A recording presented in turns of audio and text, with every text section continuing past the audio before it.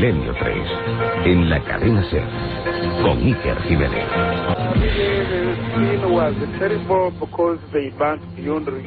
La escena era terrible porque los cuerpos casi no se podían reconocer. Lo primero que hicieron fue cerrar todas las posibles salidas utilizando grandes clavos desde dentro y desde fuera para evitar la salida. Se sospecha que tenían bidones de gasolina. Los tiraron dentro y prendieron fuego.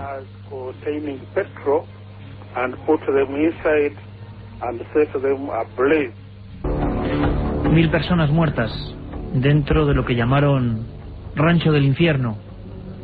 Unos grandes clavos a modo de ganzúas habían atrancado las puertas. Y entre las llamas, niños, bebés, mujeres. Era el fin de una secta que dijo que el advenimiento del último día estaba muy próximo. Ocurrió en Uganda y seguro que muchos de los oyentes de Milenio 3 y de la cadena SER se acuerdan perfectamente. Quizá el último gran caso de inmolación colectiva, pero desde luego no el único. Y mucha gente, sociólogos, expertos, entre comillas, hablaban de que solo en culturas muy primitivas, con carencia de todo tipo de enseñanzas, podían producirse estos hechos. Esta tarde en este programa especial, hasta las 5:30, Milenio 3, vamos a descubrir que es una tremenda falacia. En sociedades como la nuestra, incluso podemos decir que más avanzadas, pongamos el caso de Alemania, Suiza, han ocurrido casos tan tremendos como el de la matanza de Uganda. Nos lo habéis pedido, es un tema duro, a ese milenio3@cadenaser.com. Hemos esperado a tener este tiempo para hacer un especial como se merece el asunto, con todos los documentos. Lo hemos llamado las sectas del fin del mundo. La otra realidad. Milenio 3, en la cadena SER.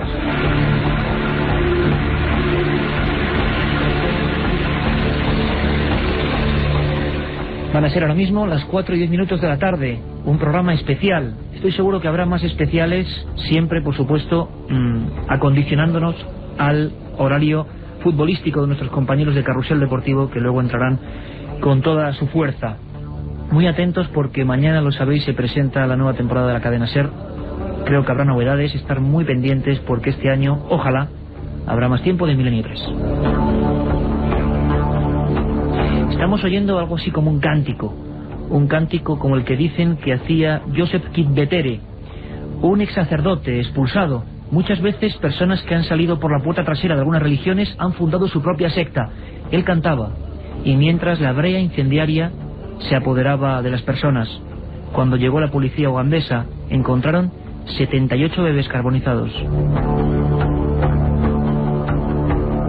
¿Por qué se llega a esto? ¿Por qué el ser humano llega a la autoinmolación? Dicen que desde el principio de los tiempos ha habido este tipo de actos. En nuestra propia tierra, en la frontera entre España y Francia, se hablaba de la matanza de los cátaros. Un grupo, una escisión religiosa, un misterio del que un día hablaremos. Hay una escena que todos los historiadores cuentan. Se puso una gran hoguera en Montsegur y los cátaros, que se decían cristianos puros, iban avanzando tranquilamente hacia ella, bailando, alzando las palmas de las manos. Sabían que el fin del mundo estaba cerca y el fuego era el último paso. Se metieron en él, mujeres, hombres y niños, sin ningún temor. Siglo XII, el ejemplo vivo de que hay algo en nosotros, algo que no conocemos, que a veces se comporta de este siniestro modo. Y aquí estamos todo el equipo, ya al completo. Empezamos con más fuerza que nunca y con gran ilusión por llevaros los misterios, lo desconocido, lo insólito, sin ningún encasillamiento, por favor. Nos apasiona todo y creemos que todo es un inmenso misterio y un enigma, como la propia vida. Carmen Porter, buenas tardes, compañera. Buenas tardes, Iker. Un tema durísimo, vamos a incluso a recrear las biografías y, por supuesto, esto no es apología, es, digámoslo así, la filosofía de este programa.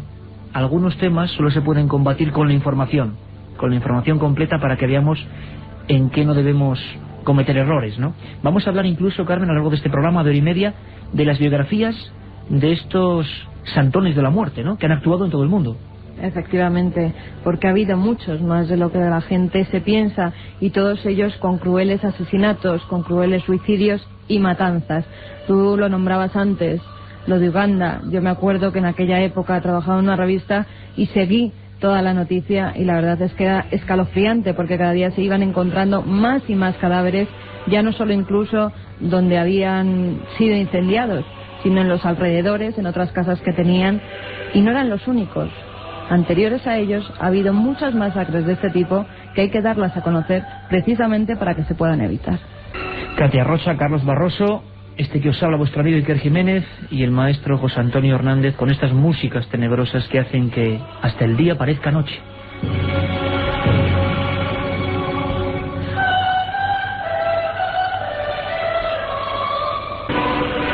Se llamaba o le llamaban Jim Jones y fue quizá el primer profeta de la muerte, al menos el que más escándalo provocó en su día.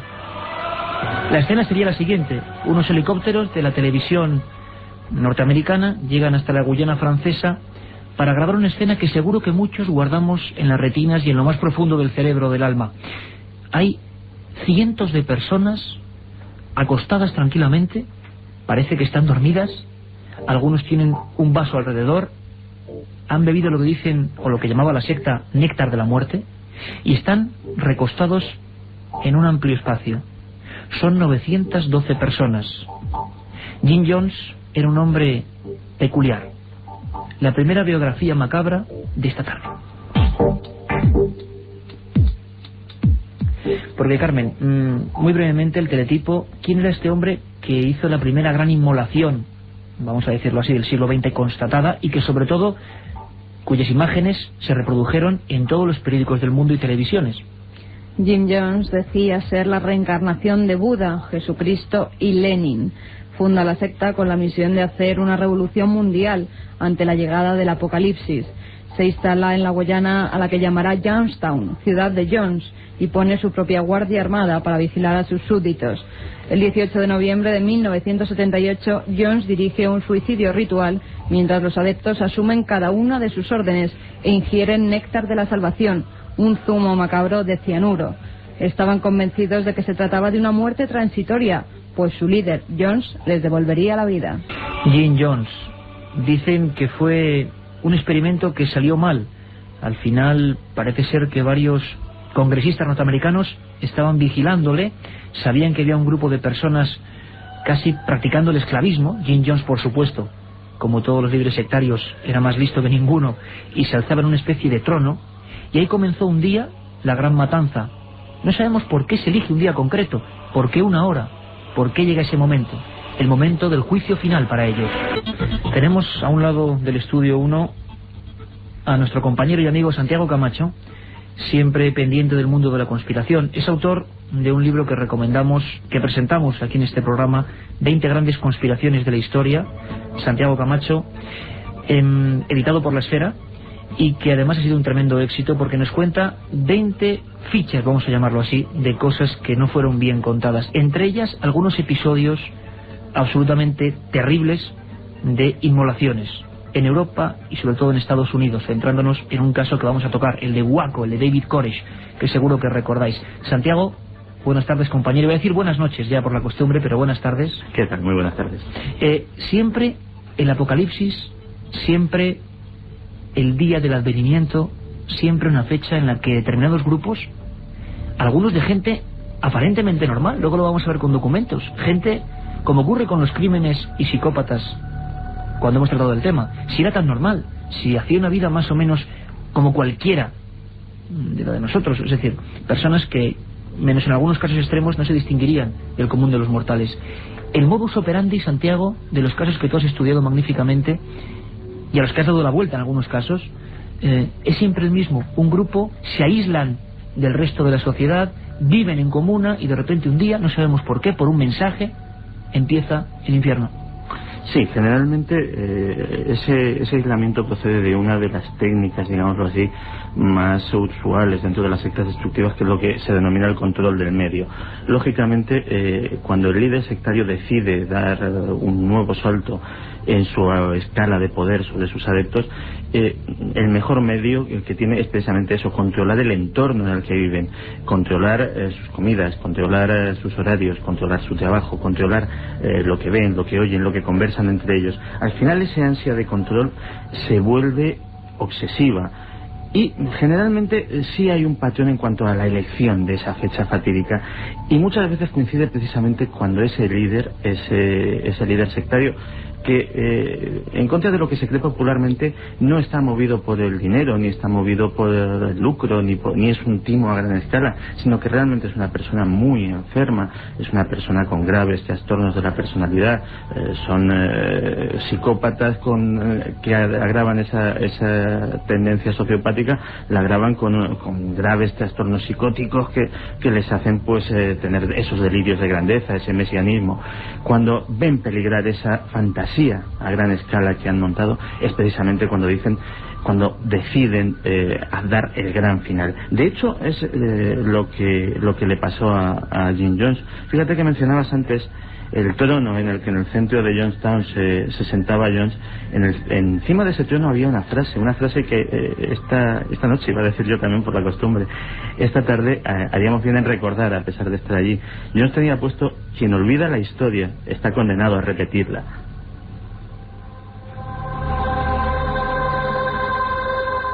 Eso lo decía él, y estaba convencido, como tantos otros líderes que vamos a ir viendo esta tarde, y además, o escuchando esta tarde, y además en sociedades muy distintas, muy diferentes, estaban convencidos, creían realmente que ellos iban a regresar del otro mundo, porque muchos de ellos se creen o extraterrestres, o Jesucristo directamente, o enviados de otros mundos que conectan con ellos y que les adornan de poderes, ¿no?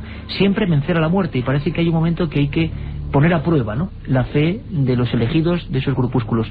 912 personas, hay fuentes que dicen 914, 1978, las imágenes, como digo, dieron la vuelta al mundo. Niños, mujeres, hombres bebieron ese ungüento, como decía Carmen, ese néctar de la salvación compuesto de cianuro, y lo hicieron sin rechistar, aunque hay teorías, como siempre, y vamos a escuchar hoy también muchos apuntes que se encargan de tirar por tierra lo oficial, que dicen que no, que en la mayoría de estos casos, Santiago, aparte de que haya gente que se suicide, muchas veces la propia secta acaba con los miembros.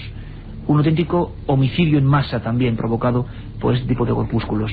Vamos a escuchar a uno de los grandes expertos en materia de sectas, autor, de libros clásicos como Adicción a sectas o Periodismo de investigación, que por supuesto también recomendamos. Él es Pepe Rodríguez.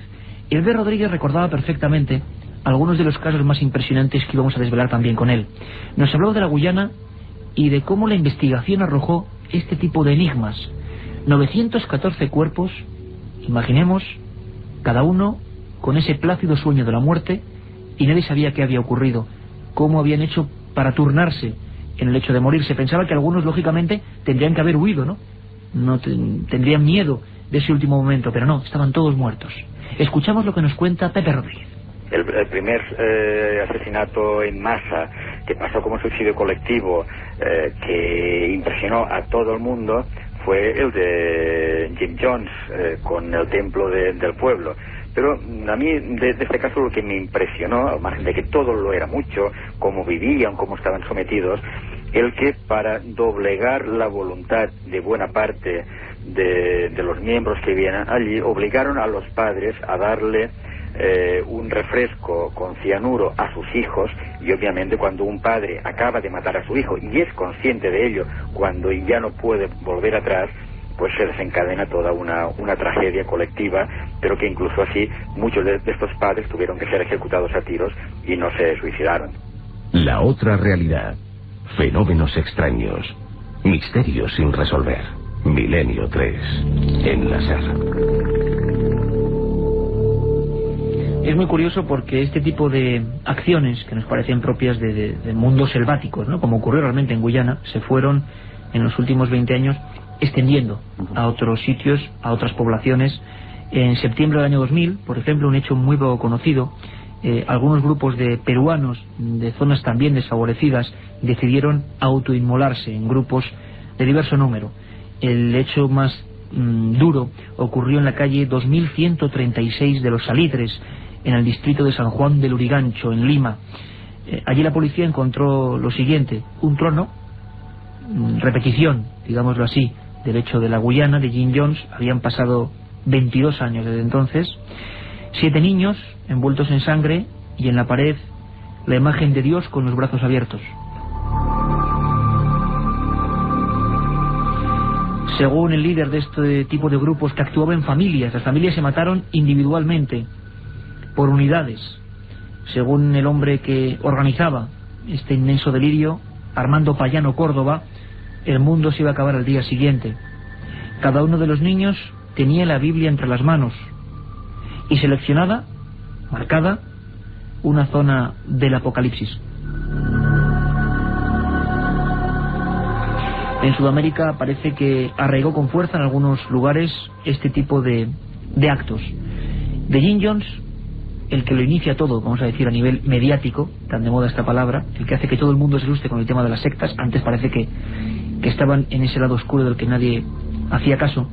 Jim Jones, ¿subimos realmente qué le motivó a hacer todo esto? ¿Tú crees que es esa operación norteamericana, parece ser desde el Congreso, que iban a intentar vigilarle? Hasta entonces, si no ocurre esa operación, la secta no hubiera actuado acabando con ella misma. ¿Tú crees que eso suele ocurrir, o que estaban predestinados, que había una fecha concreta y que ellos iban a poner todo de su parte para irse al otro mundo?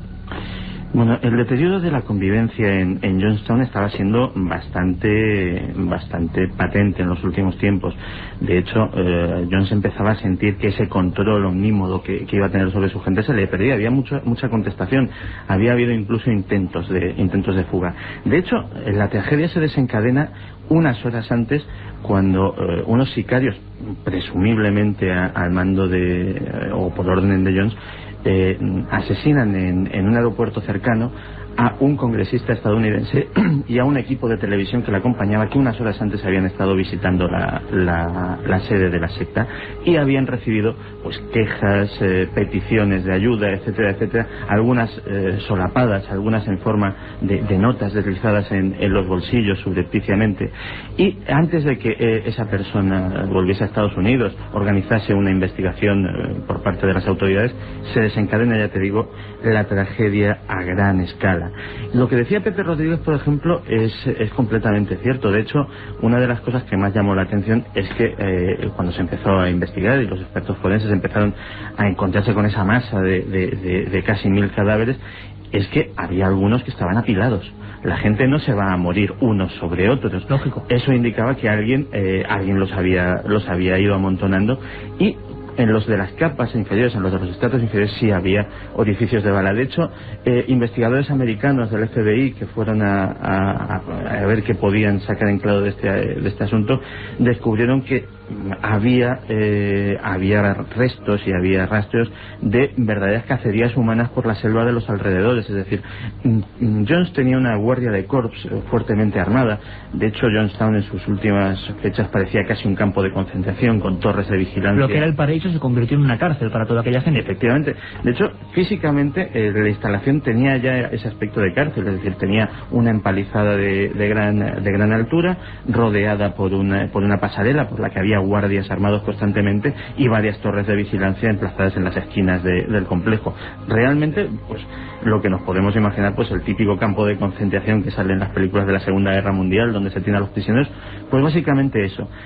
Otra cosa curiosa es que de los miembros de esta guardia de corps, de este grupo armado, que se cree que no eran fieles de Jones, sino que eran mercenarios pagados, no apareció ningún solo cadáver. Es decir, estos guardias armados se esfumaron en el aire después de la tragedia.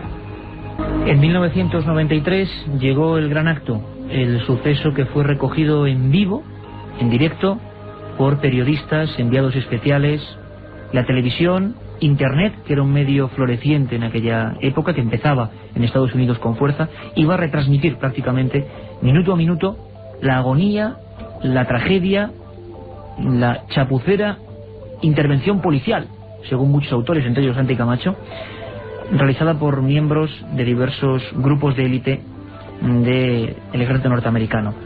Parece ser que algo ocurrió en otro rancho, siempre en lugares aislados, y seguro que a nadie se le olvida ese nombre, David Koresh. David Koresh decía que él era Cristo, un hombre fuertemente armado que se reunió en un caserón, en un lugar, con sus adeptos. Y recordamos, seguro pasó exactamente hace 10 años, 1993, finales del mes de abril. Recordamos incluso escenas de personas tiroteadas, de avalanchas, de disparos. los periodistas, los camiones de la televisión norteamericana estaban fuera y pasaron muchos días. Fue la primera vez que la sociedad, que la policía en este caso, utilizó medios de persuasión a nivel casi subliminal contra civiles. Todo eso ocurrió en ese pequeño rancho de los davidianos de Waco. Vamos a escuchar una canción, vamos a escuchar unas palabras repetidas, es como un canto tántrico prácticamente, algo que simplemente se hace 1, 2, 3, 4 veces para que un grupo de personas, para que alguien en un estado concreto de concentración entre en trance o en un estado alterado de conciencia. Es el propio David Koresh cantando casi con un tono cercano al rock, cantando que llegaba el último día. Lo escuchamos brevemente porque es hasta estridente. Este es David Koresh.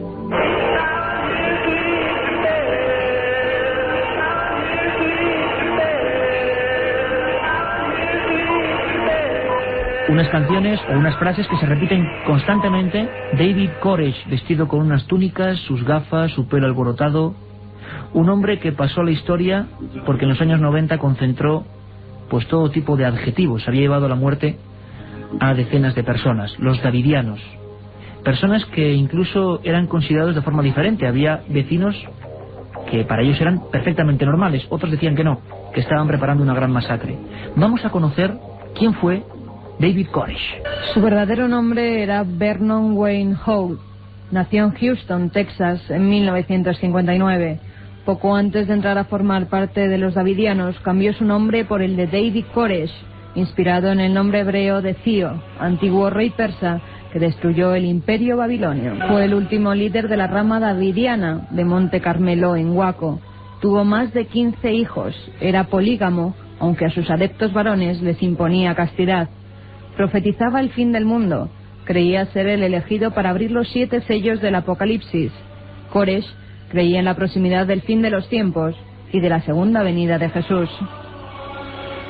El 28 de febrero de 1993, Koresh se enfrenta a los agentes federales y tras 51 días de mantenerse encerrado en un rancho, muere junto con 80 fieles en un incendio. Santiago, tú dedicas un capítulo de tu libro a David Koresh, a la masacre de Waco, a la inmolación, la intervención policial, la masacre mejor contada de la historia en el mundo de las sectas, sin duda alguna.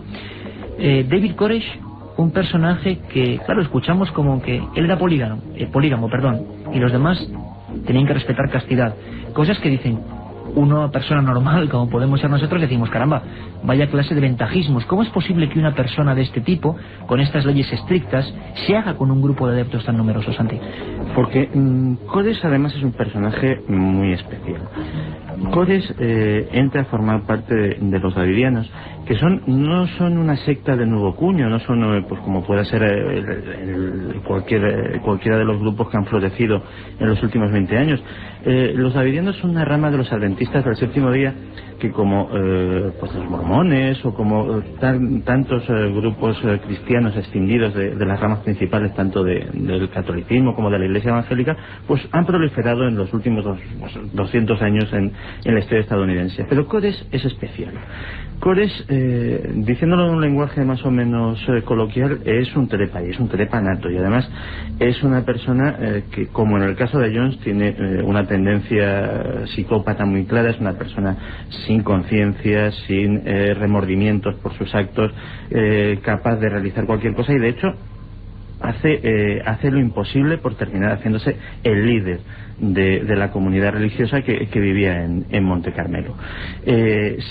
Acaba contrayendo matrimonio, por ejemplo, con una mujer muchísimo mayor que él, para aprovechar su peso específico para subir peldaños en la comunidad, e incluso, y eso se decía en voz baja entre los miembros de la comunidad, parece que hay incluso una sospecha de haber participado en la muerte de su antecesor para tomar el poder total. O sea, que era un pájaro, el David Koresh. Sí, realmente los adventistas del séptimo día, como secta, no eran gente peligrosa en absoluto, pues tienen sus ideas, que nos pueden parecer más o menos bien, pero que están amparadas por la libertad religiosa estadounidense o de cualquier país occidental. Pero él precisamente es un lobo, que aparece en este rebaño de ovejas y termina haciéndose con él, imponiendo su propia ley y llevándolos, como luego se comprobó, a la catástrofe. Santiago Camacho, como decimos, ha estudiado profundamente el asunto de Waco, se dijo de todo. Es más, hay noticias muy recientes, año 2001, en julio, un jurado federal dictó que el gobierno estadounidense no tenía responsabilidad respecto a las víctimas de aquella masacre. Los abogados de los davidianos pedían $675 millones, esto ocurrió hace 10 años, por las muertes. ¿Por qué? ¿Qué ocurrió? ¿Qué pasó? Quizá muchos oyentes de Milenio 3 no recuerden este hecho absolutamente trágico y negativamente histórico en el mundo de las sectas y de las creencias. Parece ser que estaban anunciando el fin de los días, parece ser que se había rumoreado, no sabemos con qué fiabilidad o no, que ese rancho iba a convertirse en el rancho de la muerte, y al final se convirtió en ese rancho de la muerte cuando intervino la policía. Tenemos un documento, creo, interesantísimo. Es Virgilio Ávila, el primer cronista que llega en un automóvil, que ejerce casi de periodista, la noche de autos, la noche en que aquel rancho se convierte en pasto de las llamas, en que hay personas tiroteadas, en que los lamentos rasgan la noche y en que casi 100 personas aparecerán masacradas. Virgilio Ávila todavía no sabía bien qué había ocurrido. Se encontraban cadáveres entre los escombros. Había muchas hipótesis que empezaban a flotar en el ambiente. Así lo contaba. En este momento la actividad policial ha cesado. No es una actividad como había antes y durante la tragedia. En este momento los investigadores están revisando los escombros. Ellos han dicho que han encontrado algunos recipientes en los que se supone contenían el material químico con que los davidianos iniciaron el incendio que destruyó su complejo. Por otro lado, los expertos dicen que el reconocimiento de los cadáveres será una tarea bastante difícil, que se tomará algún tiempo porque seguramente han quedado totalmente calcinados. Dicho sea de paso, esta actividad de recuperar los cadáveres todavía no se ha iniciado, ya que durante toda la noche los escombros emanaban grandes columnas de humo y se podían divisar algunas pequeñas llamas. Los agentes dicen que el calor da la posibilidad de explosiones debido al arsenal que tenía guardado David Koresh en el lugar, así que se tomará por lo menos un par de días antes de que exactamente sepamos qué es lo que se encuentra entre los escombros. Un viaje en busca del misterio. Milenio 3, en la SER. Milenio3@cadenaser.com es el lugar, la línea abierta constante con este equipo de contadores de historias que estamos dispuestos siempre a investigar, a indagar en los casos que nos propongáis. Y durante este verano es increíble la cantidad de gente que nos preguntaba por casos como el de Waco en concreto, y otros también sobre la inmolación o el, digamos, no fundamentado, porque no llegó a ser, suicidio de una secta en Tenerife. Hablaremos de ello en esta hora que nos queda. Es decir, había un interés en esas inmolaciones rituales ocurridas en diversas partes del mundo, y lo hemos concentrado hoy, pero Waco sin duda puede ser el caso estrella, tal y como sucedieron los hechos. 10 años y un sinfín de enigmas que todavía, como decimos, sobrevuelan en aquel rancho hoy deshabitado. Santiago, la ATF, Oficina de Alcohol, Tabaco y Armas de Fuego, un centenar de agentes llegan al lugar. ¿Por qué? Se ha rumoreado, como decíamos, que esa gente, los davidianos, se han armado fuertemente, que se han atrincherado, que no quieren salir, y la gente piensa que va a haber un suicidio ritual como en Guyana. Eso es una de las hipótesis que se baraja, porque realmente, oficialmente, los agentes de la ATF solo tienen una única orden de detención contra David Koresh. Curiosamente, David Koresh era público, notorio y conocido, que todos los días hacía footing alrededor del complejo durante varios kilómetros y se alejaba bastante. Un momento perfecto para haberle detenido en solitario y haber evitado todo este tipo de actuaciones. Pero además, curiosamente, sucede algo que es lo que desencadena realmente la tragedia. Aquello se organiza como una operación policial a gran escala, como una macro redada que tenía que haberse desarrollado según los planes en apenas un minuto, una de estas intervenciones de fuerzas especiales espectacular. Pero hay algo que falla, y eso que falla es una llamada anónima. Los davidianos reciben una llamada anónima, y además no una llamada anónima en unos términos tranquilizadores, sino bastante alarmantes. De hecho, se les dice que las fuerzas federales van allí a acabar con ellos, van allí a matarlos.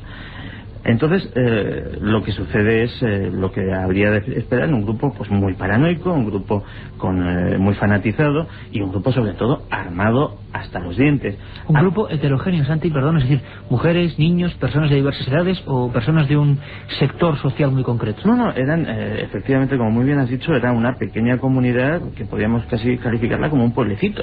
Es decir, había desde ancianos hasta recién nacidos, de todos los niveles culturales, gente universitarios, trabajadores manuales, en fin. Y todos ellos poseídos, entre comillas, por el influjo, el enigmático, vamos a decir, poder de David Koresh. Correcto. Y esta gente, también hay que pensar una cosa, es decir, a David Koresh se le quiere detener para interrogarle, porque estamos hablando de Texas.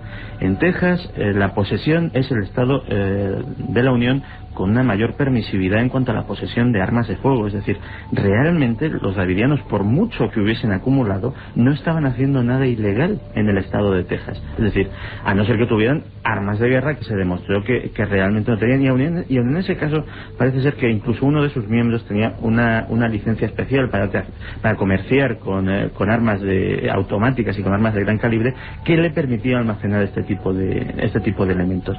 Con lo cual realmente ya el planteamiento de la operación es desastroso. Esta gente, como hemos dicho, está prevenida, no solamente está prevenida, sino que es atemorizada por esta llamada, que algunas lenguas de doble filo dicen que bien pudo proceder de agencias rivales de la ATF que querían la desaparición de esta agencia federal, y que por tanto esta operación saliese mal, y reciben a tiros a los agentes. Ya en esa primera escaramuza hay un par de muertos y varios heridos, y empieza el mayor asedio policial de la historia. Incluso, Santiago, tú indagaste en la muerte de Schroeder, uno de los sectarios que murió de forma trágica, encaramándose a una valla, tiroteado delante de las cámaras de televisión. ¿Cómo fue este caso, para hacernos eco de cómo empieza a intervenir la policía contra los davidianos? Claro, a partir de ahí, el contenido de despropósitos de toda esta intervención policial es digno de estudio, y sobre todo llama muchísimo la atención. Todas las leyes que hay sobre negociación en casos con rehenes, y de hecho habiendo recién nacidos y niños, se podía considerar perfectamente el caso, son quebrantadas. Y llama la atención como, por ejemplo, este buen hombre, que era uno de los miembros de la comunidad, pero que la intervención policial le había pillado pues trabajando en su oficio, en su trabajo habitual, y al regresar a casa pues se encuentra todo esto. Y bueno, pues él decide que quiere entrar. Este hombre es tiroteado sin piedad. Estamos hablando de una persona desarmada que lo único que quiere es unirse a los que considera su familia. De hecho, estaba su familia de verdad, su mujer y su hijo estaban allí. Es tiroteado a la vista de todos sus compañeros, tiroteado por la espalda. Y ese cadáver se queda encaramado en la verja que estaba intentando escalar durante días.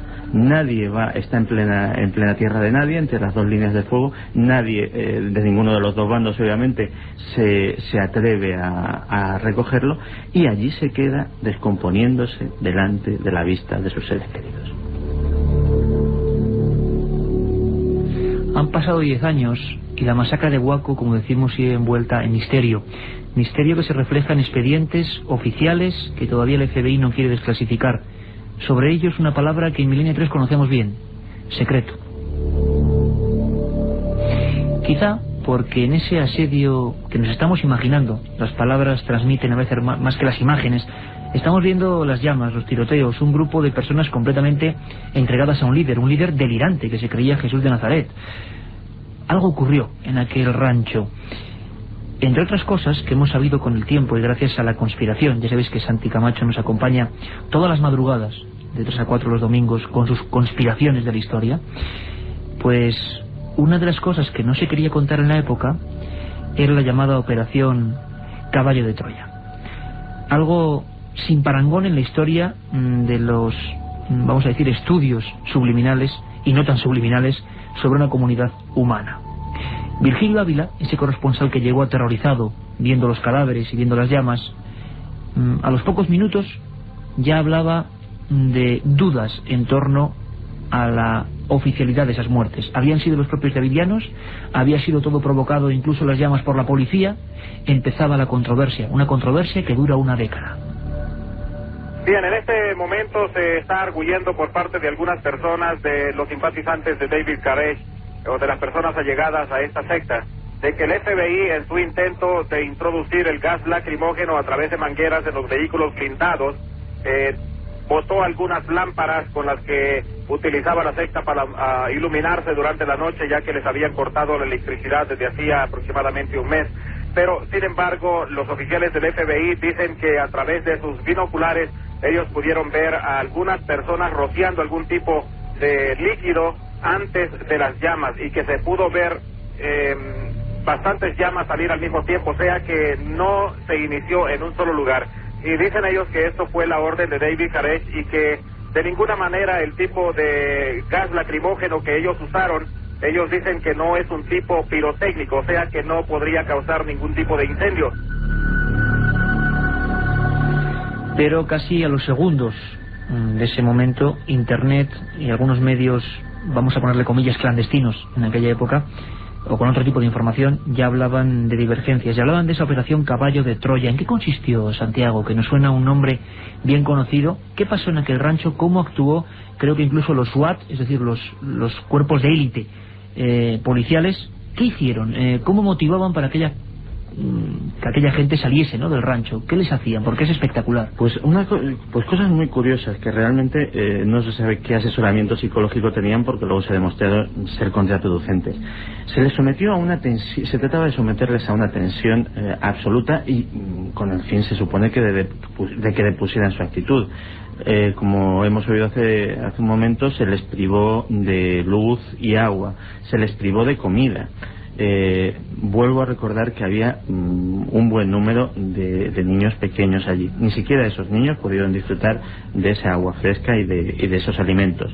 Y día y noche se instalaron unos altavoces gigantescos de los que pueden verse en cualquier macroconcierto de rock, en los cuales se transmitía música estridente, sonidos enervantes, como puede ser el degollar conejos delante del micrófono, para que esos chillidos penetrantes, amplificados millones de veces, llegasen a día y noche a los oídos de estas personas, impidiéndoles descansar.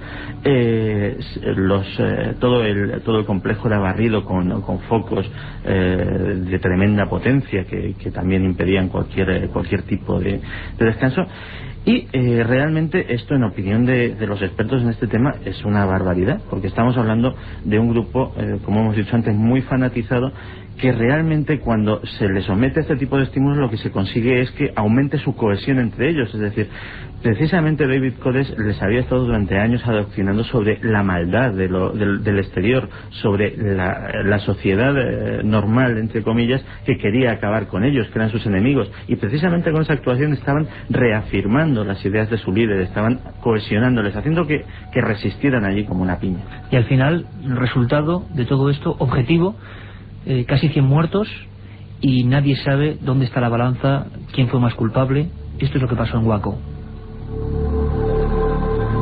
Pero desgraciadamente la masacre de Waco no sirvió para que todo el mundo tomase conciencia de un hecho tan trágico, sino que, como un virus letal, ese contagio, como se contagia el miedo, se contagia también la locura, el delirio, la maldad, empezó a recorrer otros lugares. Muchos pueden decir, hombre, que la sociedad tejana es más o menos desarrollada, desde luego no es Uganda, pero ¿y lugares como Suiza? Lugares que tienen una renta per cápita, un nivel cultural, un nivel de conocimientos. ¿Es posible que algo parecido a estas tragedias ocurriese allí? Claro que sí. Allí actuó de forma increíble y llena de escenografía la Orden del Templo Solar. Vamos a conocer a este extraño grupo.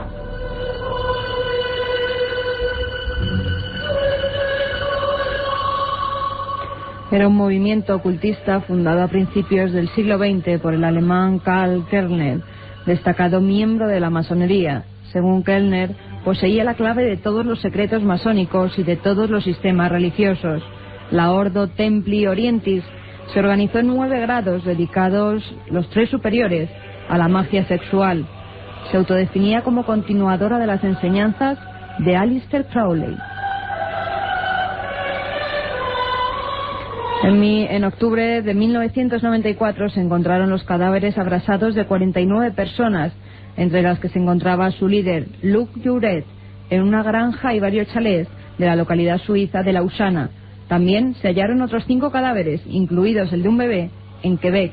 Un año más tarde, otros 16 miembros de la secta se quitaban la vida en los Alpes franceses. La policía encontró cadáveres puestos en círculo, rodeados de grotescas calaveras, digámoslo así, capiteles de origen medieval, cruces, toda una escenografía perfectamente pulida y, como corresponde a un lugar de alto nivel económico, perfectamente cuidada.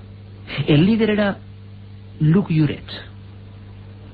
Luc Jouret era un médico homeópata de origen zaireño. Tenía pasión por lo medieval, las cruces templarias, las criptas secretas, las armas, los refugios nucleares y, sobre todo, las profecías apocalípticas. Era conocido como el Gran Maestro, el sumo pontífice de la Orden del Templo Solar y de su filial La Cruz y la Rosa.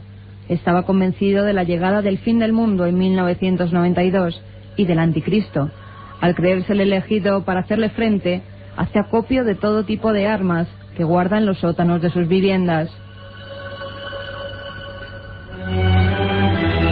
Jouret estaba convencido de que el anticristo tenía secuaces en los gobiernos y en los regímenes democráticos que, según él, habían traído la disolución de la moral cristiana occidental. Luc Jouret es otro tipo de líder. Cree que los gobiernos están manejados por una mano oculta y que van a ir a por él. Decide, por lo tanto, hacer una escena casi digna del teatro. Tan digna del teatro que la gente, los jefes de policía, no podían creerse lo que se habían encontrado.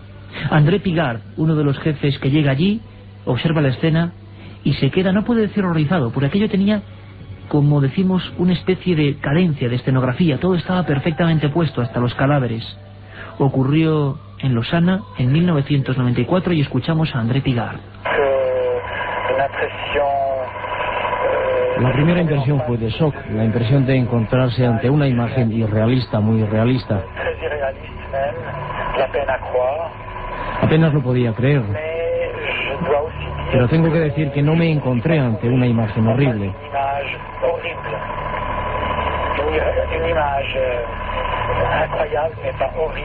Era una imagen increíble, pero no horrible. Lo más curioso, y lo veníamos advirtiendo, es que la gente del entorno, de los miembros del Templo Solar, esta secta ya entra en términos ocultistas, gobiernos ocultos, templarios, tradiciones que vienen de lo más profundo del medievo. Bueno, pues los vecinos hablaban de gente absolutamente normal, de un nivel sociocultural alto y perfectamente normales. Por lo tanto, ¿qué les había motivado a hacer aquello?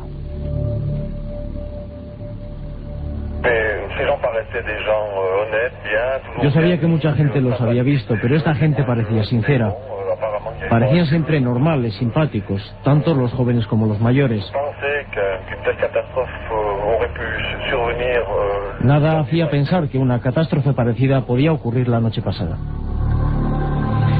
Investigó intensamente el asunto de la Orden del Templo Solar, cuyas ramificaciones se escapan, como en todos los grupos ocultistas, quién sabe hasta dónde. Nuestro buen amigo Enrique de Vicente, director de la revista Año Cero, y dedicó no pocos artículos a perseguir esta historia. Enrique, buenas tardes, amigo, ¿cómo estás? Buenas tardes, querido Iker y querido Santiago, encantado de estar con vosotros. Y nosotros, por supuesto, que estés aquí en Milenio 3. Enrique, Orden del Templo Solar, Luc Jouret, ¿cómo es posible que en Suiza, como decimos, con un nivel de adquisición y de cultura importante, ocurriese lo que ocurrió? Bueno, pues lo increíble no solamente es que sucedió en Suiza, sino que sucedió con ciudadanos de muchos países occidentales, gente de un altísimo nivel social. Y lo increíble no solamente es que haya una matanza que parece que fue como esa que ocurrió en Suiza, en parte suicidio decidido por los miembros convencidos de que debían hacerlo así, y al mismo tiempo asesinato de todos los disidentes, sino lo increíble es que hubiera 2 suicidios posteriores. O sea, ¿cómo puede uno explicarse que tras haber conocido la muerte horrorosa que habían conocido a algunos de sus compañeros, hubiera otros miembros de la Orden del Templo Solar que decidieran acudir a las proximidades de un lugar conocido por el nada fiable nombre de Pozo del Infierno? Ahí fue donde murieron posteriormente, creo recordar que en el año 95, 16 miembros de la Orden del Templo Solar. Bueno, 13 y 3 niños. Lo de 13 ya nos indica que estamos ante crímenes, asesinatos o suicidios rituales. Muy importante, Enrique, perdóname, porque hay una cosa que además lo vimos que están preguntando por el mail.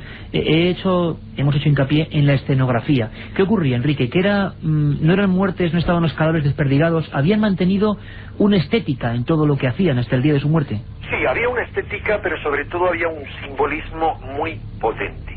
O sea, en cada uno de los pasos de los 3 suicidios, si me permites, termino de comentar que lo increíble es eso, es que puede haber gente entre esos 13 adultos que participan en el segundo suicidio o ejecución colectiva.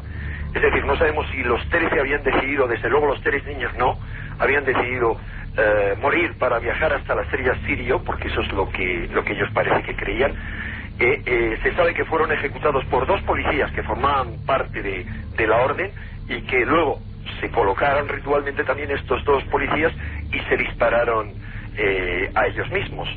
Bueno, lo increíble es que entre estos 13 miembros estaban 2 miembros, por ejemplo, de la conocidísima familia Buarnet, que no solamente la mujer y el hijo del propietario de la empresa Buarnet, que controla algunas de las pistas de esquí más famosas de Europa, que producen un montón de artículos como las gafas de sol Buarnet, como un montón de artículos de esquí con esa firma. Y no solo eso, sino que entre los miembros que participaron en la primera masacre había gente que habían ocupado cargos políticos relevantes, por ejemplo en los gobiernos locales de Suiza y sobre todo de Canadá. También participó un canario que fue uno de los muchos que parece ser que fueron conducidos de buena voluntad, pero sin saber a lo que se enfrentaban a esa masacre. Ahora, tú me preguntabas acerca de la simbología. La simbología era plena, absolutamente en cada paso de estos 3 asesinatos. ¿Podríamos sacar, Enrique, una fotografía de cómo se encontraron los cuerpos o por qué ellos utilizaban esa simbología? Hablaban de elementos medievales y de una cuidadísima posición de los cuerpos, ¿no, Enrique? Totalmente. De elementos medievales porque a fin de cuentas lo que estaban era haciendo rituales, según ellos creían, relacionados con los templarios. Por ejemplo, por hablar de la segunda matanza, de esta de los 13 adultos y los 3 niños. Esa matanza tuvo lugar en la meseta de Vercors, en Francia, que era un lugar de pasaje tradicional para los templarios medievales y que estaba muy cerca de lugares con nombres tan absolutamente significativos como el Pozo del Infierno, el Agujero del Diablo y el Monte Negro. O sea, ¿cómo alguien puede ir a morir a un sitio como ese? Desde luego, sitio alegre, ¿no? No, pero hay algo más. El pueblo más cercano se llamaba Saint-Pierre-de-Serennes, que podría ser traducido como San Pedro de la Hoguera. Eso hacía alusión a la hoguera en la que habían muerto los templarios medievales. O sea, si por un lado hablamos de los 13 muertos de ese segundo ritual, que es un nombre muy simbólico en muchísimas tradiciones, como Cristo y los 12 apóstoles, cuando hablamos del anterior, hay que recordar que en Suiza murieron 53 personas, pero no eran 53 los que tenían que morir, sino 54. Lo único, uno de ellos escapó presintiendo algo terrible, Huguenin, y según el propio relato de ese número 54, él lo que afirma textualmente es que tenían que morir 54 personas a semejanza de los 54 templarios que fueron quemados en París en 1310, cuando se condenó a la Orden del Temple. Caramba, o sea, todo perfectamente estudiado, milimétricamente pensado para ir hacia el fin del mundo. Vamos a dejar paso a nuestros compañeros, por supuesto, del boletín informativo de la cadena SER, y después continuamos con temas tan apasionantes como este, el Orden del Templo Solar, y también, seguro que muchos lo recordáis, la Puerta del Cielo, Heaven's Gate, una historia increíble en la que ya tuvo mucho que ver Internet. Las matanzas vistas con el perfil del siglo XXI, personas que se autoinmolaron creyendo que viajaban detrás de un misterioso cometa, de algo que venía detrás del llamado Hale-Bopp y que iba a llevarles a otro mundo. Ocurrió también en Estados Unidos, en San Diego, con personas muy adineradas. Y por supuesto, no os olvidéis que trataremos los temas españoles.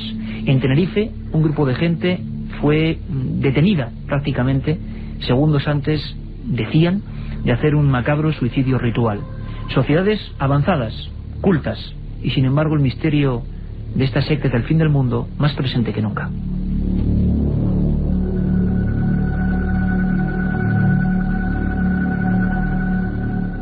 Milenio 3.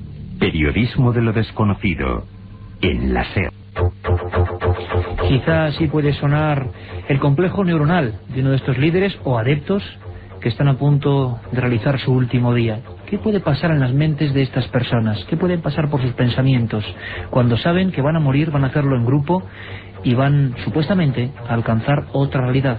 Somos Milenio 3, hoy programación especial de 4 a 5 y media. A partir de mañana, lo repito, nueva programación, presentación oficial de la parrilla de la cadena SER. Vamos a intentar estar toda la temporada contando lo mejor que podamos estas cosas que a veces quedan a un margen, pero que sabemos que entroncan con lo desconocido, con lo que nos inquieta, porque somos, a fin de cuentas, seres humanos envueltos en una realidad misteriosa. Hablamos del Templo Solar, de Luc Juret, de un grupo enigmático con Enrique de Vicente, director de Año Cero, que además siguió con reportajes, como está haciendo ahora, sobre el gobierno oculto, francamente sensacionales, y que además recomendamos a toda nuestra audiencia. Enrique nos hablaba de una escenografía muy concreta, de una esencia que venía del medievo, de aprovechar lugares que incluso fueron piras inquisitoriales de cara a los templarios. Incluso Pepe Rodríguez, cuando se producía en el año 93 las matanzas del Templo Solar, 93-94, hablaba en estos micrófonos, es un documento que hemos recuperado de nuestro archivo, comentando otros sucesos que estuvieron a punto de ocurrir en las principales ciudades de Suiza, quizá en la comunidad mundial más rica y próspera. Le escuchamos.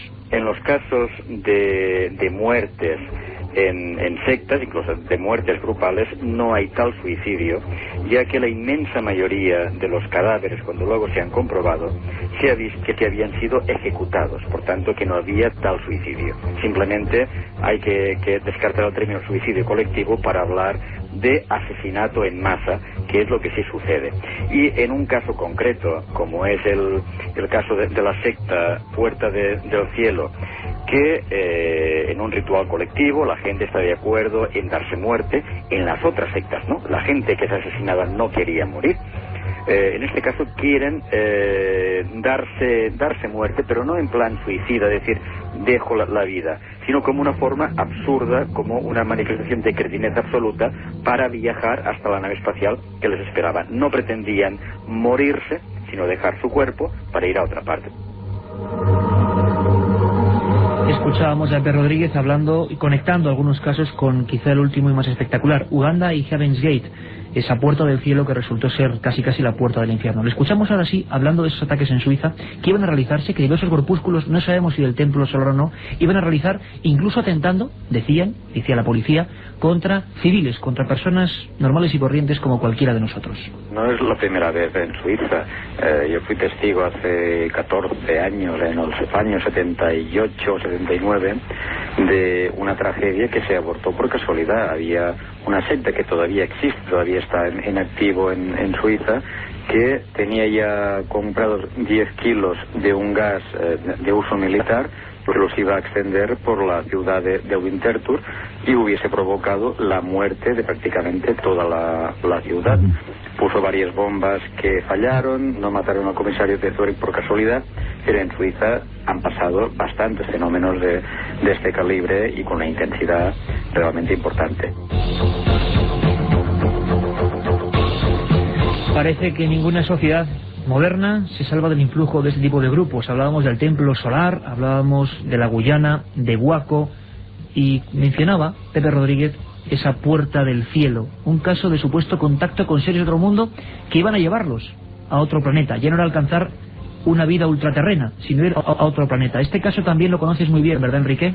Pues sí, ese es un caso que investigué en su día y que en cualquier caso no me parece tan significativo y tan cargado de simbolismo como la Orden del Templo Solar, que es un caso que ha investigado muy a fondo ambos, pero sobre todo el de la OTS, nuestro amigo Santiago Camacho, todo lo que no se ha contado aún sobre el crimen de la OTS. En el caso de la Puerta del Cielo, yo lo conocía sobre todo porque desde hacía muchos años seguía la pista a los dos. Así se conocía a los fundadores de ese grupo que luego se convirtió en la Puerta del Cielo. Cuando murió la mujer de esa pareja, murió la mujer y quedó el hombre. Aquí también hubo escenografía, ¿verdad, Enrique? Se encontró la policía de San Diego, año 97, a unos personajes de muy alta alcurnia, vamos a decirlo así, en una zona privilegiada, vestidos de forma muy rara y que habían decidido morir, ¿no? Sí, vestidos de blanco, como que se entregaban a una muerte ritual, convencidos de que iban a parar a otro mundo. Hombre, esto es una característica común a varios de estos asesinatos colectivos, como los ha definido Pepe Rodríguez, pero que también tienen mucho de crímenes rituales. Tanto en el caso de la OTS como en el caso de la Puerta del Cielo, se está planteando abandonar el cuerpo terrestre para reencontrarse con lo que ellos creen que es su cuerpo auténtico, que ellos creían que no eran ciudadanos de este mundo. Hay que tener mucho cuidado con estas cosas porque los temas que nosotros tocamos son realmente proclives tanto a que entren en ellos todo tipo de personajes enloquecidos y sus locuras particulares las viertan en estos temas, como a embaucar a mucha gente de buena voluntad que son buscadores de la verdad y que pueden ser engañados a través de cualquier tipo de secta. Es muy fácil cuando te metes en un grupo con una ideología que te habla de otros mundos, de otros planos de realidad, que te dice que la realidad que vivimos no es sino una ficción, a que poco a poco te vayan embaucando y puedas ser capaz de hacer cualquier cosa. Ahora, Enrique, vamos a saber muy brevemente qué fue la Puerta del Cielo, quiénes eran esos personajes que lograron convencer a otros para viajar a otros mundos.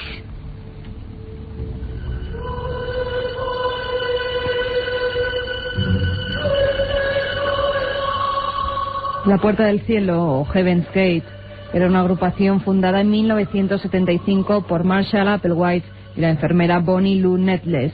Él era catedrático de música y ambos se reunían con unos cultos relacionados con ovnis que desembocaron en la creación de la secta La Puerta del Cielo, que se establece en San Diego. Applewhite y Nettles se hacían llamar Bo y Ti y creían ser la reencarnación de Jesús y de su Santo Padre. Pensaban que tenían la misión de conducir a sus fieles a un plano superior de existencia, llevándoles en una nave espacial que vendría del más allá. Los adeptos tenían que abandonar sus bienes terrenales, sus familias y llevar un estricto celibato. La llegada del cometa Alebop era la señal que el grupo esperaba para subir a una nave espacial que los llevaría a su mundo en el cielo. La primera vez, Santiago Camacho, que quizá Internet tiene gran parte de la culpa porque se difunden por la red, año 97, ya muy establecida, unas fotografías en que este cometa, el Hale-Bopp, tiene detrás una especie de luz. Luego se supo que era una defracción, un hecho natural, nada extraño, pero esta gente lo toma a través de Internet como la señal de la venida de esos seres extraterrestres que se los van a llevar. Parece increíble, ¿no? No tanto si tenemos en cuenta que además por las propias características de ese grupo, ellos recibían prácticamente el grueso de toda su información a través de la red. Hay una página del propio grupo, ¿no? Todavía. Sí, de hecho, pues igual que hay comunidades religiosas de mezquitas que se dedican a hacer pastelitos, a hacer dulces, ellos habían encontrado una fuente de financiación muy lucrativa dedicándose precisamente a hacer páginas web y a hacer trabajos para empresas externas en Internet. De hecho, la secta tenía unas cuentas más que saneadas.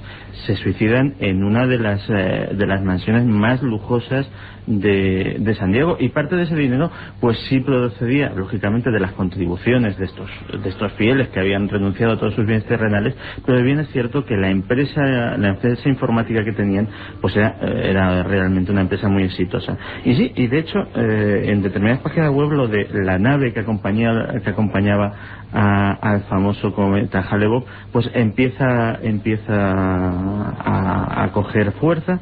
Y lo que se supo tristemente años después es que pues uno de las personas que por fortuna, no recuerdo ahora mismo su nombre, que más ímpetu le dio a esta historia, ya había sido responsable de algunos otros fraudes relacionados con el fenómeno OVNI en el pasado. Lo que pasa es que este tuvo unas consecuencias realmente dramáticas. Habría que pensar en la responsabilidad de quien difundió esa foto a través de Internet. Era el cometa, su gran cola y detrás otra luz. Un fraude intencionado, un error en la fotografía. Lo cierto es que solo a través de esa pequeña luz un buen número de personas tomaron veneno, se vistieron de forma muy concreta con un tipo de zapatillas y decidieron que tenían que viajar a otros planetas inexplorados. Vamos a escuchar un documento importante y mantenemos la conexión, por supuesto, con Santiago y con Enrique de Vicente, director de Año Cero, porque es la voz del jefe de policía de Tenerife, que nos habla de un ritual progresivo, de algo que estaba pasando. De esto no ha llovido mucho, apenas 4 años. También las noticias se cortaron rápidamente en torno a esta historia. Una secta liderada por una súbdita de origen alemán, Hilde Fiskau, que parece que también decidía que era el fin del mundo y ocurría en España, en Tenerife. Esto decía el jefe de la policía. Y luego, pues, tenemos alguna información de que había alguna escenificación divina, de que la líder considerarse pues poco menos que tocado por la mano de Dios, o ser Dios mismo, etcétera. Una especie de ritual, pero de ritual, digamos, progresivo, que es lo que hay que destacar de la peligrosidad de esta secta. La noticia, después del suceso de Heaven's Gate, apenas medio año después, llegaba a colapsar los teletipos informativos españoles. Una secta extraña, misteriosa, viviendo en común aparentemente, quería suicidarse. Eso es lo que decían los medios y decía la policía. Tenemos la voz del delegado gubernamental, el delegado de gobierno, Rodríguez Valdés, que hablaba de sus pocas dudas en torno a lo que esa gente iba a hacer. Pensaban hoy a las 20 horas, a las 8 de la tarde, ir a Itelle, subir a Itelle y suicidarse. Es decir, ya habían alquilado los coches, etcétera, etcétera, ya se habían despedido sus familias, ya habían escrito las cartas, todo, y pensaban hoy a las 8, ya digo, a las 8 de la tarde suicidarse. 8 de la tarde, el Teide, lugar y hora para el fin del mundo. Todo lo que sea de origen canario, y es mucho y muy misterioso, ojalá esta temporada podamos estar allí con los amigos de Canarias, que sabemos que nos siguen, significa nuestro buen amigo, informador, José Gregorio González. José Gregorio, buenas tardes, compañero. Buenas tardes a Enrique y a Santiago. José, tú escuchaste estas declaraciones en su día, perseguiste la historia punto por punto. Como en el caso de Waco, todo se envolvió de nubarrones grises, como siempre ocurre con las sectas. ¿Realmente esta gente quién era, qué iba a hacer, y lo iba a hacer de verdad? Bueno, la verdad es que el caso de Heidi Fiskau, como lo conocemos aquí en Canarias, pues es auténticamente controvertido, ¿no? Yo soy muy escéptico con respecto a las intenciones últimas de este colectivo y, bueno, si bien entiendo que la policía hizo una intervención preventiva, sobre todo en un clima caldeado por los suicidios colectivos que habían tenido lugar pues meses y años antes en diferentes partes del mundo, bueno, pues esa labor preventiva de alguna forma eclipsó una investigación que a lo mejor podía haber sido mucho más rigurosa y haber atado bastante más los cabos, porque a día de hoy, 5 años después, existen muchas dudas sobre las auténticas intenciones de este colectivo y que realmente se tratase de un colectivo en sí mismo y no de un grupo de amigos y simpatizantes de esta psicóloga alemana que llevaba ya muchos años viviendo en Canarias, donde quería instalar o construir una especie de ciudad o de complejo dedicado al mundo espiritual y a las terapias alternativas, y en fin, a un enfoque de vida, digamos, alternativo, y en el que había estado empleando buena parte de su patrimonio personal, y que lógicamente pues también en un momento determinado hace una invitación a algunos de sus amigos y simpatizantes, incluso pacientes, porque ella era psicóloga y ejercía con consulta en Alemania, a donde realizaba viajes frecuentes. Pues algunos de estos pacientes, de estas personas que de alguna forma intimaron más con ella, pues habían hecho, según la policía, cuantiosas aportaciones a la líder, a cuentas bancarias de la líder, de Heidi Fiskau, hipotéticamente con el fin de contribuir a la construcción de ese complejo o lugar idílico. Lo cierto es que sea como sea, la policía es alertada el 5 de enero del año 1998 por un teletipo de la Interpol, hay una denuncia presentada en Alemania de una presunta adepta o ex adepta de este colectivo que plantea que uno de sus familiares todavía sigue en el colectivo y que planea un suicidio para el día 8 en Tenerife. Esto hace que rápidamente y como medida preventiva pues la Brigada de Intervención Policial de aquí de Tenerife, junto a otros grupos policiales, porque había menores también de por medio, pues bueno, monten un operativo y detengan de forma preventiva pues a unas 40 y tantas personas que eran las que estaban reunidas en ese momento en un piso de Santa Cruz, de un barrio muy céntrico de Santa Cruz, el barrio de la Salud. Digamos que este es el escenario en el que se desarrollan los hechos que después generan muchas informaciones contradictorias, ¿no? Enrique, tú que también seguiste esta historia y lo hizo tu revista, falsa alarma. Nos encontrábamos en un momento demasiado caldeado donde habían ocurrido varios hechos con suicidios, y también hubo cierta caza de brujas, porque incluso tenemos documentos y personas importantes a nivel gubernamental que hablaban de que era una secta de la nueva era y eso había que contrarrestarlo. Se mezcló todo en un cajón desastre y parece que quizá fue eso, una falsa alarma, ¿o no? Tú lo has definido a la perfección, eso es lo que ocurrió.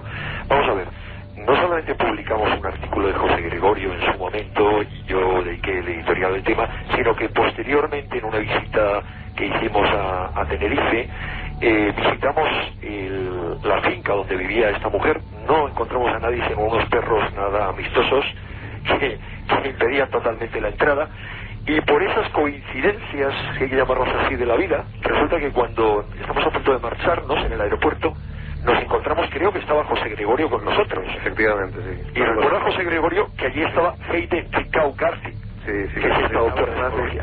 De un viaje de Las Palmas, de un viaje de Marruecos y a Las Palmas regresaba Heidi Ficau, porque además en todo este entramado Heidi envía una serie de cartas anunciando la destrucción del mundo y sus cualidades para evitar esa destrucción. O sea, José Gregorio, puntualicemos que ella era apocalíptica. Ella pensaba que el mundo se acababa como el resto de líderes que hemos conocido hoy. Sí, en parte sí. Ella entendía que había una lucha entre los hermanos blancos y los hermanos negros, que incluso habían desarrollado una especie de moduladores de conciencia, moduladores mentales, que eran capaces de enviar ondas y generar terremotos, catástrofes, incluso influir sobre los líderes mundiales. Y bueno, mandó misivas apocalípticas, pero claro, de carácter preventivo, como que ya la solución a este tipo de ataques, pues a Aznar, al máximo mandatario de Japón, incluso a Hassan II, y nosotros, curiosamente por esas coincidencias que mencionaba Enrique, nos tropezamos con ella justo cuando regresaba de una semana en Marruecos, invitada por Hassan II.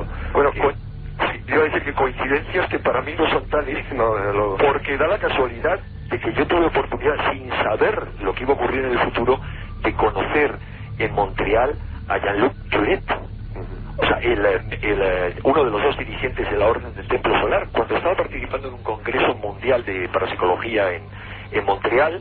Pues en ese hotel, que era inmenso, que tenía capacidad la sala para 1000 personas, había a su vez en el hotel un montón de chiringuitos de todo tipo de grupos, y entre los chiringuitos estaba uno precisamente de la Orden del Templo Solar. Había una reunión de ellos y había paralelamente otra relacionada precisamente con otro grupo que se ha tornado ahora de la más rabiosa actualidad, que son estos clonadores de inspiración extraterrestre. Siempre está el tema de los extraterrestres por medio. Les viste, Enrique, les viste antes de inmolarse, a los miembros de la Orden. Una cosa importante, Enrique y José Gregorio, ¿qué fue de esta persona, de Heidi Ficau? ¿Qué fue de los miembros, no sé si detenidos? ¿Qué ocurrió con ellos? No lo conoce bien José Gregorio, pero si me permites te voy a hacer una matización. Lo que yo pienso que ocurrió en torno a este grupo es, primero, yo no creo que se fueran a suicidar. Segundo, esta señora pues nos atendió de forma bastante agresiva en el aeropuerto. Yo la respeto totalmente, pero no parece haber tenido el mismo respeto con nosotros. Tercero, aunque yo estoy convencido de que no se iban a suicidar, creo que la policía actuó bien porque actuó preventivamente. Lo que dieron era la voz de alarma, y probablemente esa actuación de la que fue objeto este grupo, lo que tenía como objetivo, y lo consiguieron, o sea, enhorabuena en ese sentido, fue desactivar otros posibles suicidios. Por ejemplo, había grupos todavía de la Orden del Templo Solar en Canarias. Yo he contactado con una exmiembro. Ramificaciones en España, curiosísimo. En España, sí. En Canarias habían tenido muchas reuniones, habían hecho rituales solares en varios lugares de poder de Canarias que José Gregorio conoce mejor que nadie. Y esta mujer, que había sido miembro suyo en Las Palmas, en Gran Canaria, me pasó una serie de documentos muy reveladores que a mí me dieron la clave de qué tipo de ritual es al que se habían sometido, un ritual de origen egipcio. Tremendo, Enrique, apenas tenemos tiempo, apasionante, un asunto que, bueno, que estuvisteis ahí detrás de él como detectives del periodismo. José Gregorio, muy brevemente y casi en un titular, ¿qué pasó entonces con esta gente que supuestamente se iba a matar en el Teide en honor a quién sabe quién? Bueno, a las pocas horas de la detención fueron puestos en libertad, ella ingresó en prisión de forma preventiva durante un par de días y después se decretó el secreto de sumario, una comisión rogatoria que permitió que varios inspectores de Tenerife viajaran a Alemania. Parece que se le imputaron nuevos cargos, incluso de daño psicológico, pero lo cierto es que 5 años después no ha salido el juicio. Ella ya telegráficamente te diría que envió una misiva en el año 2000 a todos los medios de comunicación desvinculándose de cualquier grupo, proclamando su inocencia y por supuesto su intención de retirarse y vivir una vida austera y en solitario, desvinculada de cualquier tipo de movimiento. Y así están las cosas actualmente, o sea, seguimos con la duda.